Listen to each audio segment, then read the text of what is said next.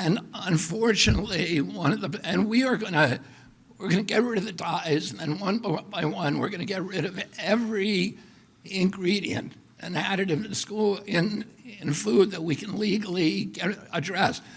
One of the problems is that the industry, which all of these industries, cast a dark shadow historically over this agency.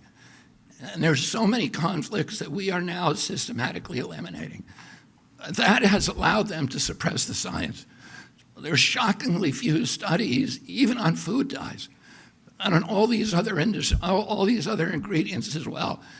And Jay Bhattacharya, who is here and who's running the director of NIH, is now narrowly targeting these kind of food additives for scientific study, so that one by one we can start eliminating them where they can. Where we can't, there's things that we'll never be able to eliminate, like sugar.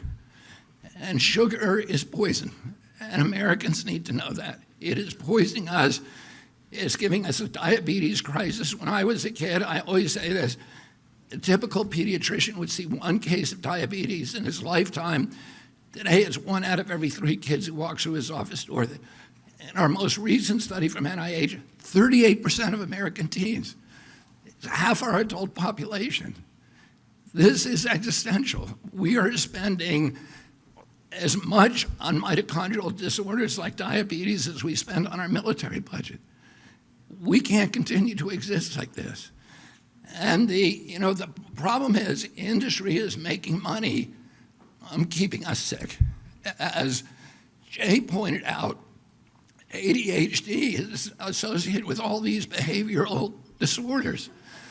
But those disorders are treated not by changing our diet, but providing medications to treat our kids.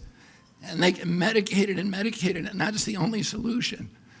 And, I would point out that there is part of the etiology of these diseases is a kind of media malpractice, a mass psychosis that has our media not talking about this.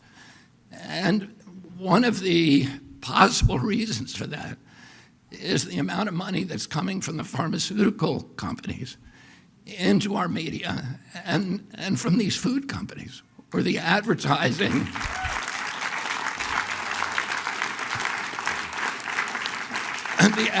The advertising has at least plays a factor. So that revenue, that extraordinary revenue stream, in disabling their capacity or their inclination for skepticism and for critical thinking. So Americans don't know what they're eating, and they don't know the implications of those things. And for those products, Mark Hyman says in his book, the 10-day sugar detox diet, which I'll give a plug to, is a very good book. He talks about how dangerous sugar is and how it's as addictive as crack. And our children are addicted to it from when they're little kids. Our agency recommends, I think, a huge amount of sugar for kids from when they're born. And it's hurting them, and it's addicting them, and it's changing their taste buds so that they crave it. And it's disabling our population. So for those ingredients that we can't ban legally, we're going to start informing Americans about what they're eating. And we're going to try to work with Congress and the White House to make sure that we have adequate labeling so mothers who go into the grocery stores know what is good for their children and what is not. I want to say one other thing about the moms. When I went and spoke for the first time, and I met with the heads of all the food industry companies. One of the things that they said to us is that the worst thing for us is if we have a patchwork of legislation in all these different states, because then we're not capable of marketing nationally distributed products, because we're going to have different regulations in every state. And they didn't want that, and that's one of the reasons they came to the table with us. I want to thank Speaker Schultz. I want to thank Governor Morrissey, and I visited many other governors in Virginia and West Virginia, in Arizona and Utah, and other states that are having these local bans. But those bans have given us leverage to make demands on the food company. And the only reason that those states have banned these products is because of these ladies and millions of more across the country, the warrior moms who have powered the MAHA movement.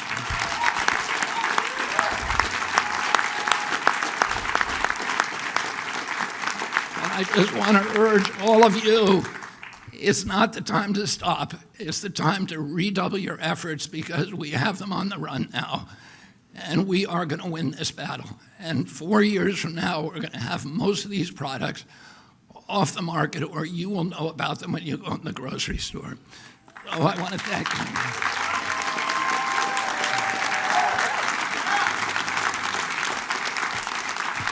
And finally, and most importantly, I want to thank President Trump. President Trump often, says that he's going to make America great again. But he knows that he cannot make our country great again if our country is weak, if we're not healthy, if we don't have vigor, if we're not a robust people. He says that he's going to restore the American dream, and a healthy person has 1,000 dreams. The sick person only has one. And right now, there's 60% of the people in this country who have only one dream, that they can make it through a day without pain, with energy, without having to take medications. And we are going to change that for our country. And I want to thank the moms and thank President Trump for his confidence in my leadership and for allowing me to surround myself with such an extraordinary team of scientists who are going to restore transparency to this agency. We're going to do replicated science. We're going to restore gold standard science so we know what's in our food and we can eliminate it. Thank you all very much.